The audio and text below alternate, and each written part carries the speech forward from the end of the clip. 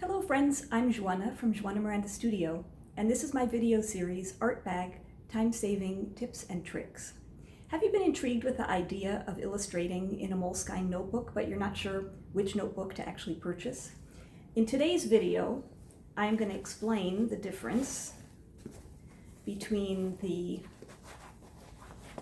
Moleskine Classic notebook and the Moleskine Art notebook. I'm going to show the difference and then explain why I actually prefer one over the other.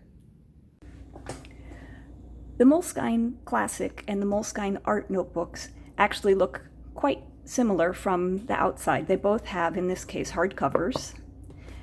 They both have elastics to help keep the book nice and closed tight. They both have similar colored, let's see if you can see that, ivory paper. So the paper color is very, very similar. However, that's about it for where the similarities are. In the Moleskine Classic, if you open it up and take a look, you'll start to notice immediately that the paper is quite thin.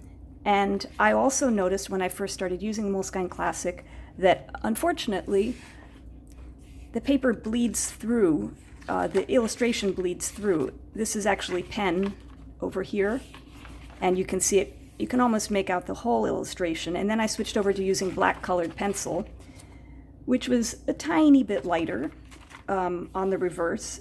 But the problem is that, maybe you can see, I'm not sure if you can see, but you start to have embossing going on through the page. So I've found that you actually can't draw on every page in the Classic notebook because you're going to be competing with the previous pages embossing and bleed through. So I find this particular notebook, you know, as you can see, lots bleed through. Hi, Mom. And so I find that this particular notebook is actually better for just my rough pencil sketches and sort of working out ideas.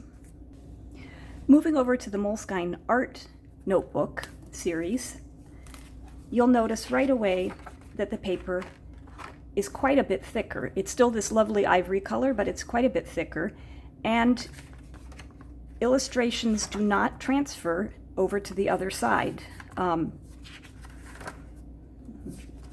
Giving a quick look at some of the illustrations I've done.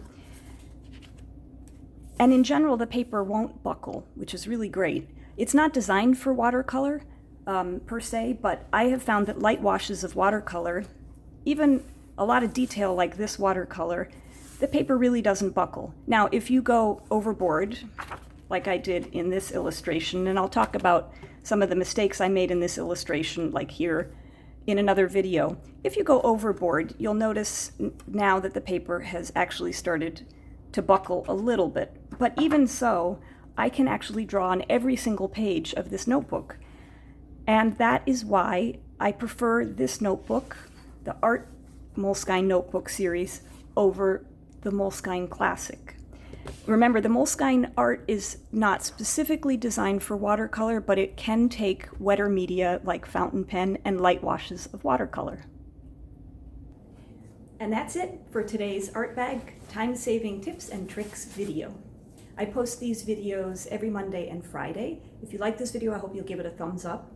Also, if you've come across any other art notebooks that you think I should know about and share with my viewers, please let me know in the comments below because I'd love to learn. Thanks so much for watching. Bye.